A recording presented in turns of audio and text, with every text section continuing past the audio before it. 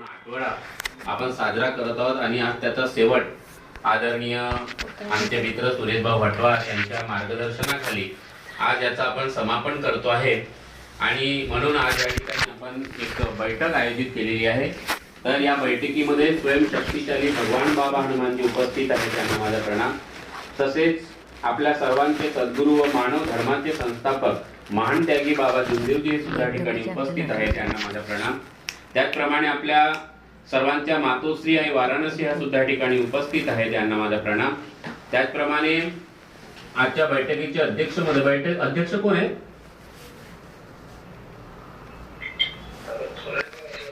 अच्छा, सुरेशभाऊ भटवार आजच्या बैठकीचे अध्यक्ष महोदय, यांना सुद्धा माझा नमस्कार। त्याचप्रमाणे आजच्या बैठकीला उपस्थित सर्व गावातून शहरातून असलेले या ठिकाणी आदरणीय धनराजजी, आदरणीय बरेच नावे या ठिकाणी आहेत। उपस्थित माझे सर्व सेवक बांधव सेविका या ठिकाणी उपस्थित आहेत, सर्वांना माझा हार्दिक नमस्कार जी। सर्वप्रथम मी ह्या अमृत महोत्सव मानव धर्माचं जे आपण या ठिकाणी साजरा करतो आहोत, सर्वांना मी खूप खूप हार्दिक शुभेच्छा देतो माझ्याकडनं, माझ्या परिवाराकडनं। आणि मानव धर्माला आज 75 वर्ष झालं, त्याची आठवण म्हणून आज आपण या ठिकाणी सर्वजण एकत्रित आलो आणि मागचा पूर्ण आठवडा आपण साजरा केला, प्रत्येक सेवकांनी वेगवेगळ्या पद्धतीने साजरा केला। आणि आदरणीय सुरेशभाऊ भटवार अशा प्रकारच्या नवीन संकल्पना, मग ते पेपरच्या माध्यमातून असो, अशा बऱ्याच संकल्पना ह्या माध्यमातून ते सेवकांना आठवण करून देतात। आणि ही गोष्ट खरी आहे की ते लहानपणापासून या मार्गात आहेत, त्यांना ह्या मार्गाची तळमळ आहे आणि ते अशा पद्धतीने कार्य करत असतात। आणि ते भवनात सुद्धा राहिलेले आहेत, त्यांना माहिती आहे बाबा कसे होते, बाबांचा उद्देश काय होता। आणि आपला समोरचं जे धुरा आहे, जी दिशा आहे या मानव धर्माची, ही मानव धर्माची दिशा आहे काय आहे, बाबांनी कुठं भगवान बघितला, कसा भगवान बघितला, कसं कार्य केलं। आताच आपले धनराज भाऊ यांनी सांगितलं आहे बाबांचं कार्य कशा प्रकारचं होतं, कसं ते जीवन जगले, खरी गोष्ट आहे। तर बघा, मानव धर्माची स्थापना हे ह्याच महिन्यामध्ये महाशिवरात्रीच्या पर्वावर बाबा जुमदेवजी, गंगारामजी रंबाड आणि त्यांचे भाऊ या सोबत जेव्हा ते गेले आणि त्या ठिकाणची काय घटना आहे ते तुम्हाला सर्वांना माहिती आहे। तर त्या ठिकाणी घडलेला प्रसंग आणि त्यानंतर बाबांच्या असं लक्षात आलं की या ठिकाणी ज्या प्रकारे लोक जिथं भगवान आहे ते खरं मंदिर, जे खरं घर जे परमेश्वराचं आहे, जे हृदयालय आहे, जे परमेश्वराचं खरं जे हरिद्वार आहे, जे परमेश्वराचं द्वार आहे, याला विसरून माणूस किती भटकलेला आहे। आणि त्या भटकलेल्या माणसाचा समाजामध्ये कशा प्रकारचा गैरउपयोग केला जातो। आणि मग बाबांनी माणसाला समोर केलं, कारण बाबांनी भगवान माणसात बघितला। बाबांनी परमेश्वराची प्राप्ती 1948 ला केली, परंतु मानव धर्माची स्थापना ही 1949 ला केली। आणि मानव धर्माची स्थापना करण्याचा उद्देश एकच होता। आणि म्हणून बाबांनी जो एक लक्ष एक चित्त हे भगवान आणि मानव मंदिर सजवण्याचा संकल्प मानव धर्माच्या माध्यमातून जो बाबांनी केला, आणि म्हणून बाबांनी माणसाला म्हणजे सेवकाला खूप महत्व दिलं। आणि म्हणून आपण जयघोषात म्हणतो, सत्य मर्यादा प्रेम कायम करने वाले, अनेक वाईट व्यसन बंद करने वाले, मानव धर्म की जय। तर बाबा जुमदेवजींनी जो मानव बघितला तो सेवकाच्या समोर बाबा जुमदेवजींनी जगासमोर आणला। एक सेवक, बाबाचा एक सेवक हा कुठल्याही देवी देवतापेक्षा कमी नाही। आणि बाबांनी शेवकी ताईची तुलना जी आहे ती देवी देवता सोबत केलेली आहे। माझ्या मागातली सेविका ही कुठल्याही सती अनुसयापेक्षा कमी नाही। तर तो मानव धर्म सजविण्याकरता, तो मानव मंदिर सजवण्याकरता बाबांनी सेवकांना समोर केलं। आणि सेवकांना समोर करण्याकरता सेवकाचा संबंध परमेश्वरासोबत केला। आणि हे करत असताना बाबांनी आपल्याकडे बोट दाखवला नाही, बाबांनी परमेश्वराकडे बोट दाखवला। मी त्याचा आणि माझे सेवकही त्याचे म्हणे। आणि म्हणून बाबा जुमदेवजी हे फक्त संत महात्मे नव्हते, महान त्यागी होते। संत महात्मा हा साधना करतो, परमेश्वराला सोडून जातो, पहाडावर जातो, वास्तविक त्याच्यानंतर तो संसारातच येतो। पण बाबांनी प्रपंच साधून, कमळाचा फूल बनून, चिखलात राहून सुद्धा त्या चिखलाचा स्वतःला स्पर्श होऊ दिला नाही, अशा प्रकारचं कर्म। आणि बाबांनी फक्त कर्म नाही शिकवलं, निष्काम कर्म, ज्या तत्वाची सुरुवात बाबांनी परमेश्वराची प्राप्ती केल्यानंतर परमेश्वराला जे तो 2 तत्व दिलं, ते 2 तत्व बाबांनी आपल्याला परमेश्वराला द्यायला सांगितलं, परमात्म्याखाली मरे जेवत नामपद। आणि त्या 2 तत्व दिल्यानंतरच आपल्याला 2 गोष्टी प्राप्त होतात। एक, परमेश्वरासोबत आपण संबंधित होतो, परमेश्वरासोबत आपण संबंधित होतो आणि आपल्या हातून निष्काम कर्म होता कुठलाही कर्म हा सेवकाला बंधनात पाडू शकत नाही, फसवू शकत नाही. हे बाबांची वाणी होती. जर परमात्म्यात आणि मर्यादा जे भगवत नामपर हे दोन तत्व जर आपण समजलो, म्हणून मरायचं कसं तर मीही मरायचं. म्हणून आपल्या मार्गामध्ये सकाळची विनंती जे आपण सकाळी करतो ते मी पासून चालू होते आणि मी पर्यंत संपते. मी पासून चालू होते आणि मी मध्ये संपते. आणि आपण परमेश्वराला जो वचन देतो की मरे याजी भगवत नाम परे, परमेश्वरा मी तुझा आणि तू माझा, तुझ्याशिवाय माझा कोणी नाही. आणि त्यासाठी आपण सकाळी परमेश्वराला वचन देतो की मी जुनी पूजा बंद केली, मी जुने विचार बंद केले आणि परमेश्वराला जे विचार पाहिजे ते ह्या मानव धर्मात आपण परमेश्वराला वचन देतो. आणि म्हणून बाबा जुगदेवजींनी ज्या मानव धर्माला 75 वर्ष झाले त्याचा अमृत महोत्सव आणि हा आठवडा आपण साजरा करतो आहे, तर त्या ठिकाणी आपल्याला लक्षात ठेवावं लागेल की बाबांनी कसं मानवाची सेवा केली, मानवात कसा भगवान बघितला आणि सेवकाला मानवाच्या रूपात कसं समोर आणला. आणि म्हणून बाबांनी मूर्ती पूजेला स्थान दिलं नाही. बाबांनी हरीचा द्वार, परमात्माच्या द्वार आत्म्यात बघितला आणि तो आत्मा माणसात बघितला. आपल्यात ते बघितला देव आणि दुसऱ्यात ते देव बघितला. आणि म्हणून बाबा जुमदेवजी जेव्हा प्रणाम करायचे तेव्हा सेवक संमेलनामध्ये म्हणायचे बाबा की भगवत कृपा खडी है सब सेवक प्रणाम करे. तर बाबांनी भगवान कुठं बघितला आणि आपण भगवान कुठं बघतोय हे खूप महत्वाचं आहे. आपण किती लोकांची अवहेलना करतोय, आपल्यामुळे किती लोकांना त्रास होतोय, किंवा आपण जी अवहेलना दुसऱ्याची करतोय आपल्या पदासाठी, आपल्या खुर्चीसाठी, आपल्या सन्मानासाठी. पण बाबांनी जो मानव धर्म सांगितलेला आहे आणि जो भगवान माणसात बघितलेला आहे, आज आपल्याला त्याची गरज आहे, त्या हृदयाची गरज आहे. आणि म्हणून बाबांनी 1991 ला एक युवक मागितला होता कि हमें कुछ एक युवक दे दो बोले, हम उसे पुरुष बना देंगे बोले. ठीक आहे, बाबांनी बऱ्याच घटना घडल्या, बऱ्याच अनुभव सर्व सेवकांना आहेत. आणि म्हणून आज आपल्याला बाबांनी जे सांगितलं ते जागण्याची गरज आहे. तर 4 तत्व हे खूप महत्वाचे आहेत. बाबांना ते भगवंत प्राप्तीच्या वेळी भेटले, परंतु ह्या मानव धर्माला सजविण्यासाठी, मानवाला सजविण्यासाठी बाबांनी मानव धर्माची स्थापना केली. आणि तो मानव सजवताना आपल्याला 4 तत्व, 3 छंद, 5 नियमाची 12 खडी बाबांनी आपल्याला दिली.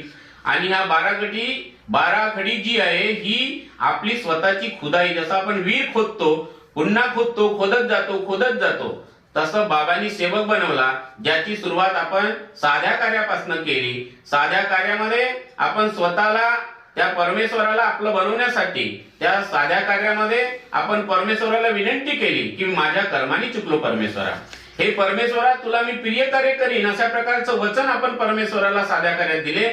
आणि साधे कार्य आपण ब्रह्ममुहूर्तावर उठून 6 वाजेच्या अगोदर उठून आंघोळ करून आपण ती विनंती केली. आपण सेवकांनी सर्वांनी 42 दिवसाचा त्याग केला, बाबांनी 1.25 वर्षाचा त्याग केला. बाबांनी सोपं करून दिला, कारण बाबा एवढा साफसुथरा रस्ता आपल्याला दिला की बागे आपल्याला कुठेही मागे वळून पाहायची गरज नाही.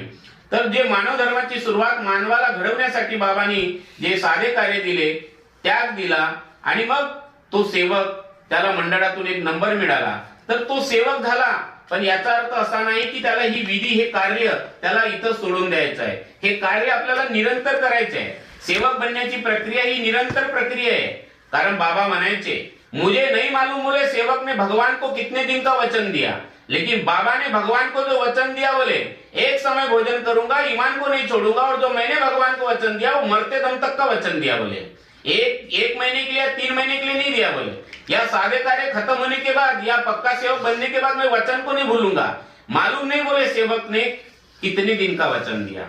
तो हमें भी ये चिंतन की जरूरत है, इसलिए मैं बार बार खुदाई करना है. ऐसा नहीं है कि मैं 40 साल का सेवक हो गया तो मैं अपनी खुदाई छोड़ दूं या मुझे सेवक के ऊपर मुझे काम नहीं करना. बार बार निरंतर, क्योंकि ये मानव मंदिर जिसकी हम बात करते हैं ये शरीर है. ये शरीर है, और शरीर फिजिकल शरीर के अंदर में दूसरा और एक शरीर है जो मन चित्त बुद्धि से बनता है. एक और शरीर है जो मन चित्त बुद्धि के अंदर है, जिसको हम भाव कहते, जिसे भावना कहते. भाव भगवान के प्रति है तो ठीक है, दृष्टि भगवान के प्रति है तो ठीक है, बाबा कहते थे. लेकिन भावना अगर आ जाए तो फिर वो शैतान हो जाए.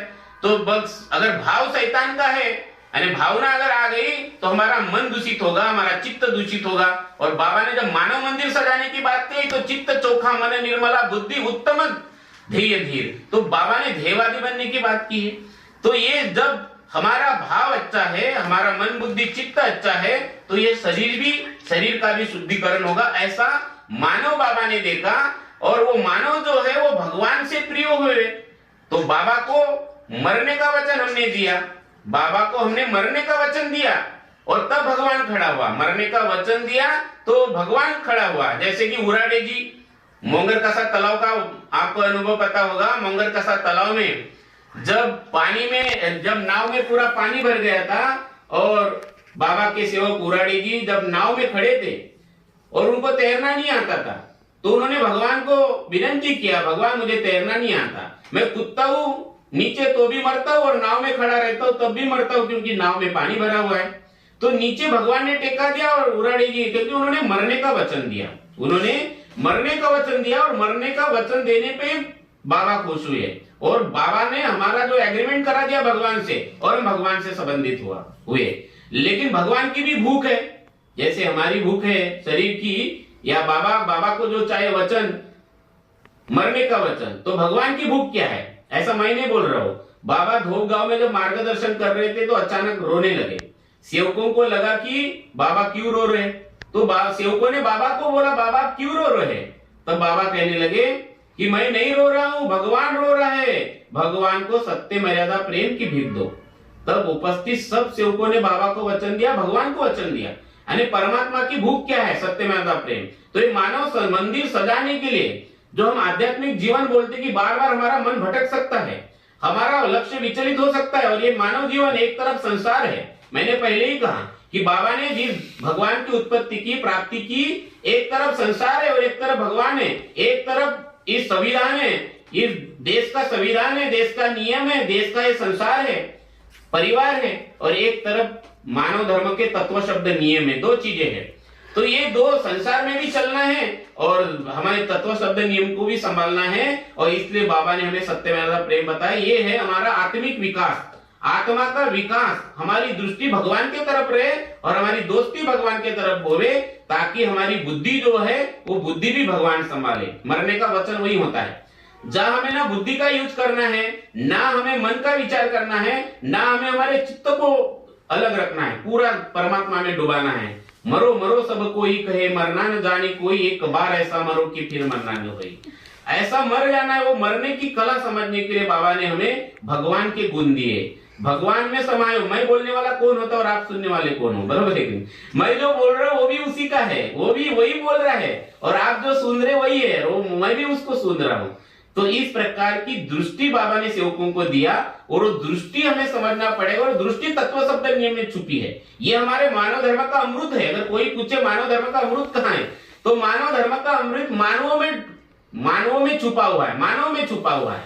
लेकिन इसके लिए शरीर, मन, बुद्धि, चित्त, हमारा भाव और हमारा आत्मा, तब कहीं जो बाबा ने ज्ञान बताया है, ज्ञान पररस मरस योगी, इस मार्ग का जो अमृत है वो इस लाइन में छुपा हुआ है। जब बाबा सोए थे और बाबा के मुख कमले से सिर्फ शब्द निकल रहे थे, कौन से?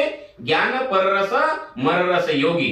बाबा ने ये कागज पे लिखा और सुबह उठने के बाद इसका चिंतन किया, तब बाबा को समझ में आया कि इस मार्ग में जो भगवान ने ज्ञान दिया वो परिस के समान है, अमृत के समान है।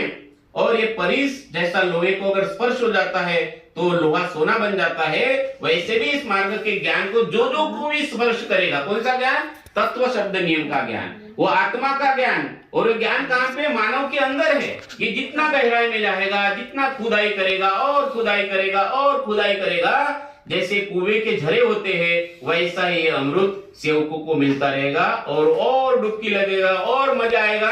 और तब उसको जब मजा आएगा कि मैं इतने साल से अमृत पिया ना, इतने साल से मैंने आनंद लिया इस मार्ग का, इतना बढ़िया सुंदर ये अमृत बाबा ने सबको पिलाया है। तो ये 4 तत्व 3 शब्द और हमारा गृहस्थी ऊपर उठाने के लिए 5 नियम। वैसे इस मार्ग की शुरुआत जो है, मानव धर्म की शुरुआत 4 तत्व से हुई थी, लेकिन बाबा को समझ में आया कि मरने का वचन तो दिया, बाबा को धोखा भी दिया, क्योंकि वचन कितने दिन का दिया? बाबा बोलते थे, गरीबदास जी कुंभारे का मैंने कभी अनुभव सुना था कि बाबा जब टावरी के दवाखाने में जब भर्ती थे तो बता रहे गरीबदास जी कुंभारे कि मैं जब बाबा को मिलने गया तो बाबा रो रहे थे और कई समय तक रोए और बोल रहे थे कि गरीबदास जी, मुझे मेरे सेवकों ने फंसाया, मुझे मेरे सेवकों ने धोखा दिया। तो आप इस चीज को समझे कि जब इस मार्ग की शुरुआत जब हुई थी 4 तत्व से, तो 4 तत्वों में ही 3 शब्द है। जो दोस्ती जिससे करेगा वो गुण अपने आप आ जाएंगे, लेकिन हमने भगवान से दोस्ती नहीं की, हमारी दोस्ती संसार से हुई और यहीं पे गड़बड़ हुई और आज हम यही देख रहे हैं। तो दोस्ती भगवान से करना है, दृष्टि भगवान पे रखना है, संसार में अपने आप वो वृत्ति प्रवृत्ति बनेगा। जैसे अभी धनराज जी ने मार्गदर्शन किया था कि बाबा जिंदगी कैसे जिए, ये मार्ग समझदारी का है, ज्ञान का नहीं, समझ बढ़ाना पड़ेगा, फिर इस मार्ग की जो अनुभूति, ज्ञान की अनुभूति अपने आप होगी। तो 4 तत्व जो बाबा ने कहा है, बाबा ने जो कहा है 4 तत्व, तो 5 नियम और 3 शब्द तो बाद में आए। तो 4 तत्व का बहुत बड़ा महत्व है। बाबा को लगा कि 4 तत्व समझ में ही नहीं आए, तो सेवकों के सामने बाबा ने फिर सत्यमेव प्रेम को रखा। जब सेवकों को सत्यमेव प्रेम भी समझ में नहीं आया और जब गृहस्थी नीचे आएगी, क्योंकि करंट है इस मार्ग में, ये मार्ग जो है करंट का मार्ग है, इस मार्ग की दैवी शक्ति करंट है। एक पल में भगवान है तो एक पल में शैतान भी है। कोई भी रहे, छोटा बड़ा, 40 साल का रहे, आज का सेवक रहे, वचन को जैसे ही बोला करंट है। ये मेरे लिए भी लागू है, आपके लिए भी लागू है, सबके लिए है, छोटे बच्चे से लेकर बड़े तक। तो इसलिए इस दैवी शक्ति को समझने के लिए बाबा ने हमको 5 नियम दिए कि हमें ध्येयवादी बनना है। ध्येय नहीं है भगवान मानना, ठीक है, आपको बड़ा बनना है, लेकिन ध्येय नहीं छोड़ना है। निष्काम कर्म भी करना है, ध्येयवादी भी बनना है। बुरे व्यसनों से दूर रहना है, बुरे संगति से दूर रहना है। शराब वाला कितना भी करोड़पति होगा, वो हमें डुबाएगा डुबाएगा, उसका करंट लगेगा। ठीक है, भी संसार में कई लोग हमें मिलते हैं काम करने वाले, मैं भी काम करता हूँ कई जगह पे, लेकिन मुझे इसका बुरा ही अनुभव आया। मेरा प्रैक्टिकल अनुभव रहा कि जहां जहां हमें ऐसे लोगों की, बुरे व्यसन, बुरे विचारों के लोगों की संगति में पड़े तो दाग लगा। बुरे संगति का दाग लगता ही लगता है, आप कितने भी अच्छे रहो। कई लोगों को मैंने बड़े नजदीक से देखा, उसका असर मेरे ऊपर भी हुआ, लेकिन जल्दी समझ में आया। जो जल्दी समझ में आया तो तुरंत दूर हुआ, पैसे का वाद जरूर हुआ होगा, लेकिन जब हमें समझ में आया, दूर हुए, तो हमें भगवान की दिशा मिली। तो इस प्रकार से ये मानव धर्म का अमृत महोत्सव अगर हमें मनाना है तो हम सबको समझना पड़ेगा कि ये मानव धर्म क्या है, बहुत सुंदर धर्म है। और यही मानव धर्म का भी प्रचार प्रसार करने के लिए बाबा जुमदेव जी ने 1979 में परम पूज्य परमात्मा एक सेवक मंडल की स्थापना की। तो परम पूज्य परमात्मा एक सेवक मंडल भी उसी ध्येय को सामने रखे कि मानव को, सेवकों को सामने रखे। यहाँ पे अध्यक्ष इंपॉर्टेंट नहीं है, संचालक इंपॉर्टेंट नहीं है, यहाँ पे पद है सेवक। सेवक ये बहुत बड़ा पद है, आज आने वाला सेवक और 50 साल का सेवक, इसमें कोई फर्क नहीं है। जैसे छोटा बिच्छू और बड़ा बिच्छू, बड़ा बिच्छू काटेगा तो भी उतना ही पावर और छोटा बिच्छू काटेगा तो भी वही पावर। इस मार्ग की ताकत वही है, इस मार्ग की शक्ति भी वही है। इसलिए इस मार्ग में धन महत्व का नहीं है, पद महत्व का नहीं है। और कोई बोलता है कि मेरे पद को महत्व दो, तो समझ जाइए वो सेवक पद से दूर हो जाएगा। और इसलिए जो जवाबदार लोग हैं, चाहे वो मंडल के हो, चाहे वो अलग अलग एरिया के जो हमारे शाखाएं है, वो जवाबदार लोग भी इस बात को समझ ले, ध्यान दे, समझ ले कि जैसे एक परिवार का मुखिया होता है, उसको महीने का हिसाब किताब देना पड़ता है कि मेरा परिवार कहां जा रहा है। इन तमाम लोगों को भी अंतिम समय में परमात्मा को हिसाब किताब देना पड़ेगा, बाबा को हिसाब किताब देना पड़ेगा, क्योंकि बाबा ने जो संस्था बनाई परम पूज्य परमात्मा एक सेवक मंडल, ये व्यवहार नहीं है, अपार दैवी शक्ति है। और इस अपार दैवी शक्ति को हम लोगों को समझना बहुत जरूरी है। तो मानव धर्म का प्रचार प्रसार की जो जवाबदारी है वो मंडल पे आई है। और इसलिए मंडल यानी हम सब सेवक, परम पूज्य परमात्मा एक सेवक मंडल, तो ये सेवक मंडल सेवकों का मंडल है। और इसलिए वही निष्काम, वही भाव, वही उद्देश्य हम सबका जीवन जीते समय होना चाहिए। और मैं एक बार आप सब लोगों को और धन्यवाद देना चाहता हूँ कि और हटवार जी को, खास करके सुरेश जी हटवार की, जिन्होंने इतना अच्छा प्रयोजन किया है और वो बहुत मेहनत करते हैं। और आज मैं देखता हूँ उनको काफी सालों से। तो हमें ऐसे ही लोगों को सामने लाना है, ऐसे लोग सामने आना चाहिए। और ये मंडल का कार्य है, मंडल के जो जवाबदार लोग हैं, अच्छे लोगों के ऐसे समितियां बनाना चाहिए, क्योंकि मंडल के 11 ही लोग सभासद संचालक बन सकते हैं। लेकिन इस प्रकार के अलग अलग समितियां बना के हमने ये मानव धर्म का झंडा दिल्ली के तख्ते तक पहुंचाना है। और ये तब पहुंचेगा जब हम सब मिलके आएंगे। कोई बोलेगा कि मैं करूंगा, मैं, ये मैं जब सामने आएगा तो शैतान ही खड़ा होगा और हम वो नहीं कर पाएंगे जो बाबा ने सोचा था। हम तब कर पाएंगे बाबा का ध्येय क्या था मानव धर्म को लेके, क्यों स्थापना की बाबा ने, क्या नजारा देखा बाबा ने समाज में और देश में। इस देश के संविधान में सभी प्रकार के इसमें तो हमें भी वो चीज समझना पड़ेगा। हम बोलना है, ये मैं को तोड़ना है और मुट्ठी बनना है। सेवकों की एकता ये हमारी ताकत है। जिन जिन लोगों ने अलग अलग दुकानदारियां बनाया है, उनको भी एक चीज ध्यान में रखना है कि उनको भी भगवान को वचन दिया है और उनको भी भगवान को जवाब देना है। जिन लोगों ने मानव धर्म के टुकड़े करने की कोशिश किया, बाबा ने इतना बड़ा पीपल का पेड़, बड़ का पेड़ बनाया, ये वट वृक्ष बाबा ने बनाया है। इसकी जिसने जिसने अवहेलना की और बाबा के विरुद्ध कार्य किया, उन सबको इसका जवाब देना पड़ेगा, चाहे कोई भी हो। और इसलिए मेरी आप सबसे विनती है कि हम सब लोगों को ये समझना पड़ेगा और एकता की ताकत जोड़ने का काम करना पड़ेगा। और इस एकता की बाबा एकता से ही खुश रहेंगे, हमारी एकता, क्योंकि हम बाबा बोलते, बाबा हमारे गुरु नहीं है, बाबा है, बाबा यानी पिताजी है हमारे वो। और पिताजी तब खुश होते हैं जब उनके बेटे एकता से रहते हैं, मुट्ठी बनकर रहते हैं। और वो जब मार्केट में जाते हैं तो बोलते हैं मेरा परमात्मा है, मेरा मानव धर्म। लेकिन जब टुकड़े टुकड़े होते हैं तो टुकड़े टुकड़े का नाम लेंगे, टुकड़े वाला आदमी कमजोर हो जाता है। हमें टुकड़े टुकड़े नहीं करना है, इस मानव धर्म के झंडे को दिल्ली के तख्ते तक पहुंचना है तो मुट्ठी बनकर रहना पड़ेगा। परिवार में एकता, सेवकों में एकता, ये हमारी ताकत है, ये हमारी जीत है, यही बाबा का बहुत बड़ा आनंद है। और यही सही मानव धर्म का अमृत महोत्सव है, जिसके आज नितांत सारे संसार को जरूरत है। और यही बोलकर मैं अपने वाणी को विराम देता हूँ। सबको मेरा नमस्कार, धन्यवाद। नमस्कार जी साहब, नमस्कार। नमस्कार जी, नमस्कार नमस्कार। आज सम्माननीय